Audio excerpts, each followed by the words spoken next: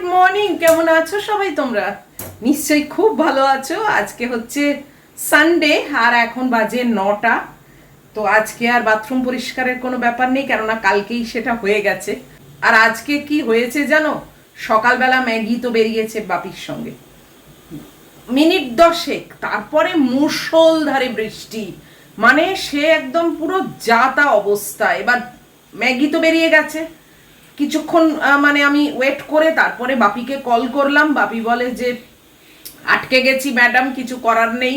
এবার দেখো, পরশুই সবে ওকে চান করিয়েছি, শ্যাম্পু করিয়েছি। আমি তো মানে ভাবছি যে একেবারে কাদা মেখে কালো হয়ে আসবে। আর রোজ রোজ তো চান করানো যায় না, বিশেষ করে ওকে স্পট অন লাগিয়েছি। এখন মানে 10 দিন মতো ওকে আর শ্যাম্পু করাতে পারবো না। অনেক কিছু চিন্তা করছি। তারপর প্রায় 30 মিনিট 35 মিনিট পরে উনি বাড়িতে ফিরলেন। বাপি বলল ওকে আমি রিক্সা করে নিয়ে এসেছি। এবার রিক্সা করে নিয়ে, আমাদের তো একটা মানে পয়েন্টের পরে আর রিক্সা এগোতে দেয় না, তো সেখান থেকে আবার আমাদের গেট অবধি যতটা ভিজেছে, তো দেখলাম কাদা টাদা কিছুই লাগেনি, আর বিশাল কিছু ভেজেও নি। ওর মধ্যেই ওর যা কাজ কারবার করবার সেও করেছে। করে তারপরে মহিলা এলো। হ্যাঁ, ভিজেছে তো বটে, কিন্তু কাদা টাদা লাগেনি, মানে আমি মুছিয়ে টুছিয়ে পরিষ্কার করে দিয়েছি। আর আজকে রান্না আমার জব্বর রান্না।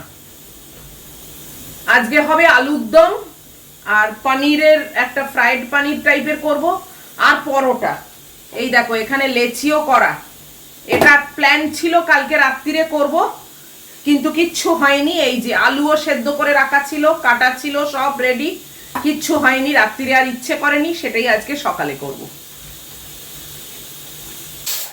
অনেক দিন পর আলুর দম করছি।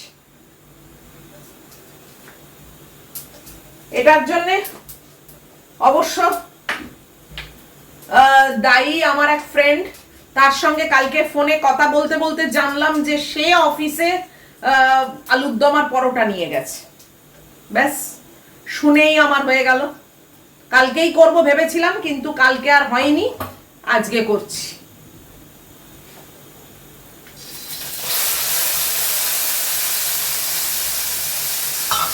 সত্যি সে মানে আমার বন্ধুরা যে আমাকে কি ভাবে আমি জানি না, ভাবে হয়তো মন ভীষণই হ্যাংলা, একটা কোনো খাবারের নাম শুনেই বাস করতে আরম্ভ করে দেয়, এরকমই ভাবে হয়তো।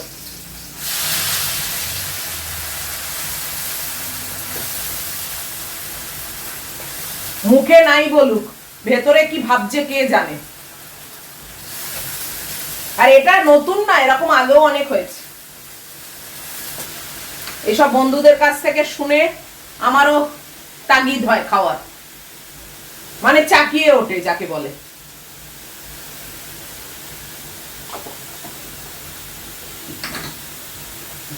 বহুকাল আলুর দম করিনি, বহুকাল।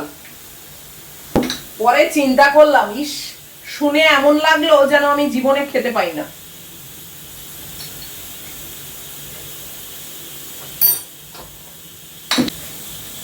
আর কেউ কিছু মনে করলে আর কি করার আছে বলো? আমার কিছু এসে যায় না। আমি এখন সব এসে যাওয়া মনে করার ঊর্ধ্বে।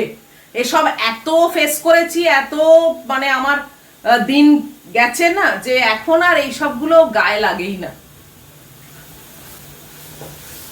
একটা কথা আছে না, মার খেতে খেতে দেখবে গায়ের চামড়া শক্ত হয়ে যায়, তো ওই আমারও তাই অবস্থা।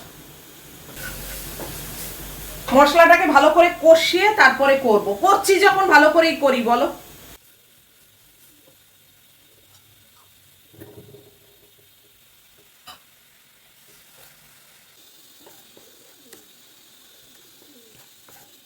পুরো চান করে যাচ্ছি জানো, পুরো পচতে গেছি একদম। দেখছো কি অবস্থা, বাপরে বাপ।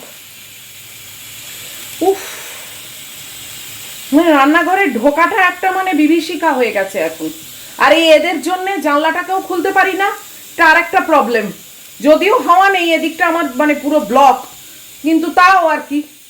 এই যে এরা এখন দেখো কি অবস্থা, কতবার যে খেতে দিয়েছি তার নেই ঠিক।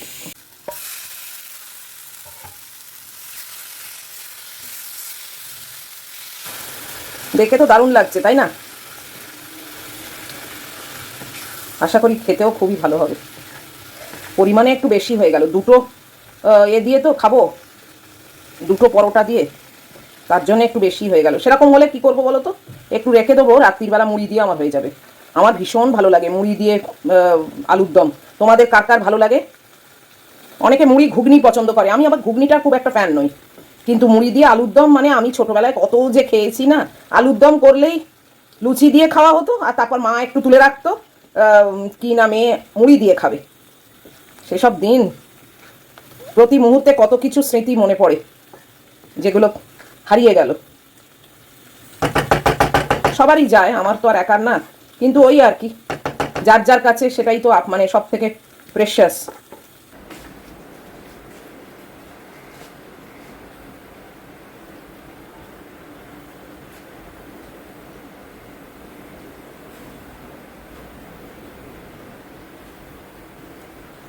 এখন রোদ উঠেছে জানো, এই দেখো, কিন্তু আকাশে পুরো কালো মেঘ ভর্তি, দেখেছো কিরম অন্ধকার মতো মেঘ, আর এখানে এদিকে রোদ উঠেছে। এই যে আমার মেয়ে শুয়ে আছে, পাখা চালানো আছে ওপরে। আজকে আমার পাখাটা আসবে জানো, এই ওপরের পাখাটা নতুন আজকে আসবে। পাখাটা এলে বাঁচি, তারপরে আবার ডাকবো উৎপলকে, ও এসে কখন আবার ওর টাইম হয় এসে ফিট করবে। এত আওয়াজ হচ্ছে আর এমন এক এক সময় বন্ধ হয়ে যাচ্ছে আবার চালু হচ্ছে না, মনে হয় যেন মাথার উপর ভেঙে পড়বে।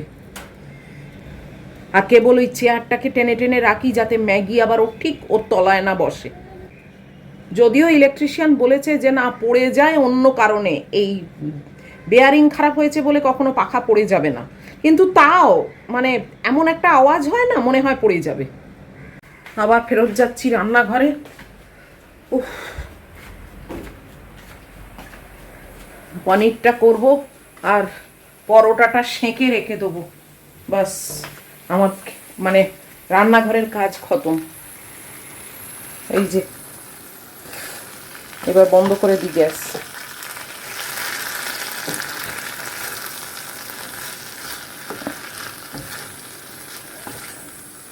নিরামিষ আলুর দম হলে একটু হিং দিয়ে দিতাম, কিন্তু এটা তো পেঁয়াজ রসুন আছে, দরকার হবে না।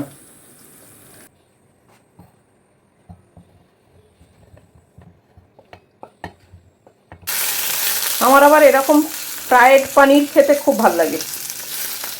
তোমরা জানি না কেউ কোনোদিন মানে ট্রাই করেছো কি না, তোমরা তো নিশ্চয়ই পনির ফ্রাই করেই তরকারি করো বা অন্য কিছু প্রিপারেশন করো, বাট একবার এরকম জাস্ট ভালো করে ফ্রাই করে খেও, অন্যরকম টেস্ট। আমার তো ভীষণই ভালো লাগে।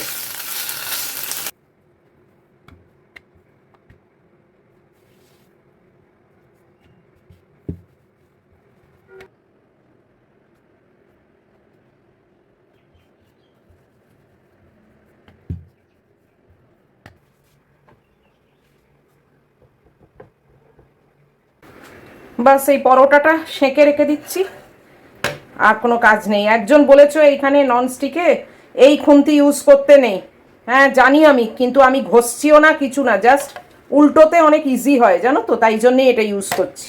আর আমি এইটাতে টাচ করার চেষ্টা মানে টাচ করি না।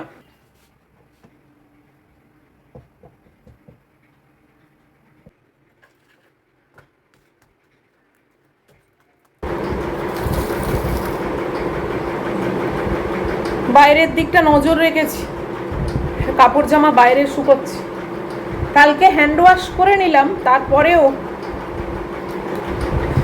আছে কাপড় জামা।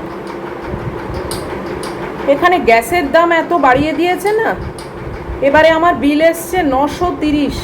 একা মানুষ বলো, কোনো মানে হয়? মানে আমার 250-300-র মধ্যে বিল আসতো, এখন এত গ্যাসের রেট বাড়িয়ে দিয়েছে, মানে পাইপলাইন আমাদের তো সিলিন্ডার নেই, পাইপলাইনে প্রচুর টাকা বাড়িয়ে দিয়েছে। আগে মা যখন ওখানে থাকতো ওই বাড়িতে, মা কাছে শুনতাম কেবল ওখানে সিলিন্ডারের দাম বেড়ে গেছে, এই গেছে সেই গেছে, আর আমি বলতাম না বাবা আমার এখানে অনেক ভালো পাইপলাইন, তো ওই 200-250 বিল আসে। তাও তখন গুড্ডি ছিল। আর এখন দেখো আমি একা 930 টাকা চারটিখানি কথা, এবারে বিল এসছে। এটা মানে মেনটেনেন্স বাদ দিয়ে, তাও তো আমার ওয়াটার বিল আসে না, এখানে ড্রিঙ্কিং ওয়াটারটাও বিল আসে। তো আমার ড্রিঙ্কিং ওয়াটার ওই একবার 2 লিটারের বোতল ভরে নিই, আমার হয়ে যায় সারাদিনে 2 লিটার। আর এক সময় একটু যদি বেশি হয় ভরে নিই, বাস। আর ম্যাগি তো ফ্রিজের জল খায়, ফ্রিজে বোতল ভরা থাকে, ওকে বাটি করে করে দিই। উনি আবার গরমকালে এমনি নর্মাল ওয়াটার খায় না, খেতে চায় না। কালকে ফেসবুকে একটা খবর দেখলাম, আমার এত ভালো লাগলো, আমি সেটা এখানে স্ক্রিনশট দিয়ে দিচ্ছি যাতে তোমরাও দেখতে পাও। মানে মুখে বলছি, শুনছো, আর চোখে দেখলে আরো বেশি মানে অনেকের আনন্দ হবে। যে লিখেছে, মানে যে পোস্টটা দিয়েছেন তারও খুব আনন্দ হয়েছে, আমার তো ভীষণই আনন্দ হয়েছে, তাই ভাবলাম তোমাদের সঙ্গে একটু শেয়ার করি। 2 বছর আগে একটি রাস্তার কুকুরকে এক ভদ্রলোক ইটের বাড়ি মেরেছিল, এবং এত মানে লেগেছিল, অবশ্যই বলো না, একটা নরম গা, তাতে ইটের বাড়ি মারা, তো সে একটা বড় ইটের বাড়ি মেরেছিল। আজকে সেই ভদ্রলোকের কোমরটা ভেঙে গেছে, জানো। তাই সেই মানে যে পোস্ট করেছে সে লিখেছে যে ঈশ্বরের যে বিচার, মানে লাঠির আওয়াজ হয় না, কিন্তু সেই বিচার হয়। তো সেও খুব আনন্দ প্রকাশ করেছে, আমিও আনন্দ প্রকাশ করলাম যে ভালো হয়েছে। সেই দিনে, সেই 2 বছর আগে সেই অবলা প্রাণীটার যে কষ্টটা, সেইটা কি সাংঘাতিক ছিল, মর্মান্তিক, সেটা তো বুঝতেই পারছো। একটা ইট দিয়ে মারা, বড় ইট দিয়ে মারা, থান ইট দিয়ে মারা। আজকে দেখো সেই লোকটার নাকি কোমর ভেঙে গেছে, সে হাঁটতে চলতে পারে না। ভালো হয়েছে। এই রকমই মানুষ জানুক যে আমি আজকে যে জিনিসটা করছি, কালকে আমার এরকম শাস্তিটা হবে।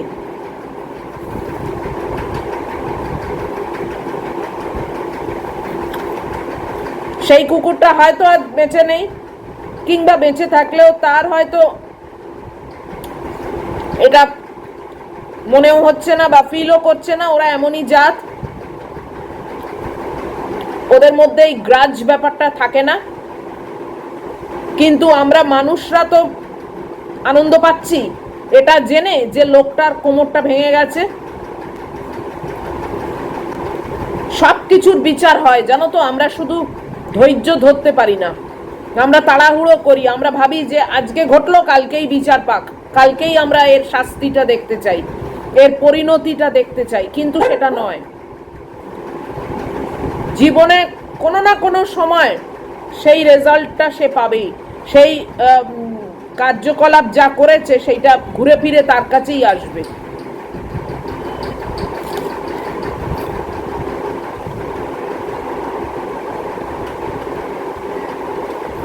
মানুষ কি এটা জানে না? সব জানে, তাতেও এরকম কীর্তিকলাপ করে,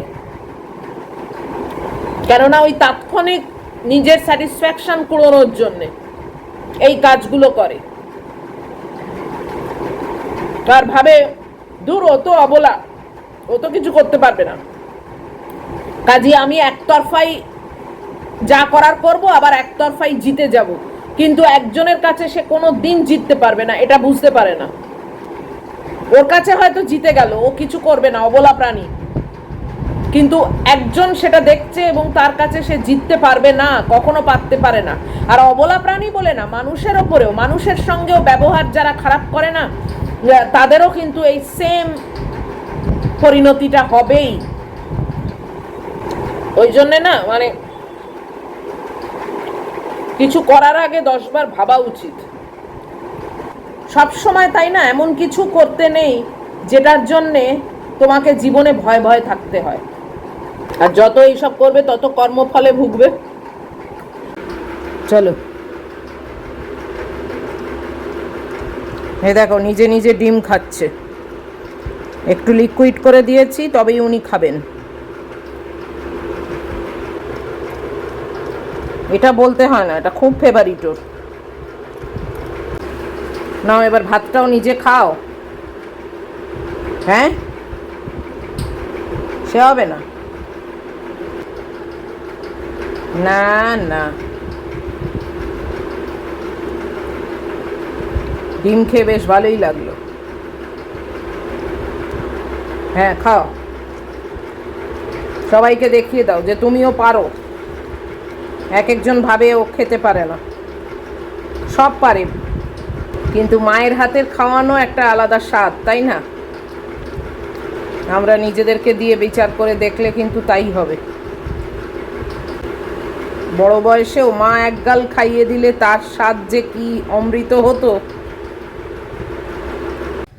11টা বাজে, 11টা বেজে গেছে। আমি এইমাত্র চান করে বেরোলাম, একটু দেরি হয়ে গেল, ম্যাগির খাওয়া অনেকক্ষণ হয়ে গেছিল, কিন্তু আমার নতুন অতিথি এলো বাড়িতে, তার জন্যে আমার একটু দেরি হয়ে গেল। আচ্ছা পরে চালাচ্ছি, যা আওয়াজ হয় গাড় করে। তো নতুন অতিথি এসে গেল, কিন্তু নতুন অতিথিকে দেখাই, দাঁড়াও তোমাদের আগে। নতুন অতিথি এলো বাড়িতে, তো ইন্টারকমে ফোন করে বলল যে নতুন অতিথি আসছে, ওই জন্যে আবার খানিকটা ওয়েট করলাম। ওয়েট করে তারপরে তার ব্যাপারটা মিটিয়ে তারপরেই গেলাম চান করতে। উফ, চান করে এসে ফ্রেশ লাগছে, আবার গরমও হচ্ছে। এই দেখো আমার নতুন অতিথি, এই যে আমার নতুন অতিথি এই এসছে, এই যে কিরকম প্যাক করে দিয়েছে দেখেছো? কিন্তু নতুন অতিথি এলেও নতুন অতিথিকে এখন আর ঝোলানো যাবে না, কেননা আমি আমার যেই মানে উৎপল ইলেকট্রিশিয়ান নতুন, তাকে কল করলাম যে আমার এসে গেছে, এসো, এসে লাগিয়ে দিয়ে যাও। বলে ম্যাডাম আজকে আমার ছুটি, আজকে আমার অফ ডে, আমি কালকে সকাল 7টা 8টার নাগাদ মানে ডিউটিতে যাব, তারপরে আপনার কাছে 9টার মধ্যে চলে যাব। তাই তাই আর কি করব বলো, ওয়েট করা ছাড়া তো উপায় নেই। তো তার আমি যাকে তাকে দিয়ে করাবো না, একে আমি অলরেডি অনেক দিন আগে থেকে বলেও রেখেছিলাম যে তুমি এসেই ঝোলাবে, আর এরই আইডিয়াতে নতুনটা হলো বলতে গেলে। এই বলল ম্যাডাম সারাবেন না, শুধু শুধু খরচা করবেন না, বলেছি তো তোমাদের সব। তো এরই মানে এতে হলো তত্ত্বাবধানে, তো একে দিয়েই করাবো। তো ঠিক আছে, আজকে রাত্রিটা দুপুর বিকেলটা কাটিয়ে নিই, কালকে ফিট হয়ে যাবে, তো তোমরা কালকে দেখতেই পাবে যে ফিট হচ্ছে।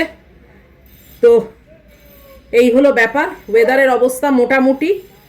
আজকে আর ডেলিভারগুলো হাতে কাচিনি, হ্যান্ড ওয়াশ করিনি, কেননা যা আছে তাই আগে শুকোক। তো চলো এই ভিডিওটা এই অবধি রাখছি। এত অবধিও যদি তোমাদের ভালো লাগে তাহলে লাইক শেয়ার কমেন্ট আর সাবস্ক্রাইব করো। আর নতুন অতিথির বক্সটা আমি আর নিজে খুলছি না, কেননা ইলেকট্রিকের ব্যাপার তো, কোথায় কি বাবা লুজ মুজ হয়ে যাবে, দরকার নেই। ও মিস্ত্রি এসেই একেবারে খুলবে, তোমাদের সামনেই খুলবে, আমি তোমাদেরকে দেখাবো, শেয়ারও করব, তাহলেই তো হলো। সে আমি খুলি আর ও খুলি। তো দেখা হচ্ছে তোমাদের সঙ্গে আবার নেক্সট ব্লগে। টিল দেন তোমরা খুব ভালো থাকবে, খুব সাবধানে থাকবে। Love you all.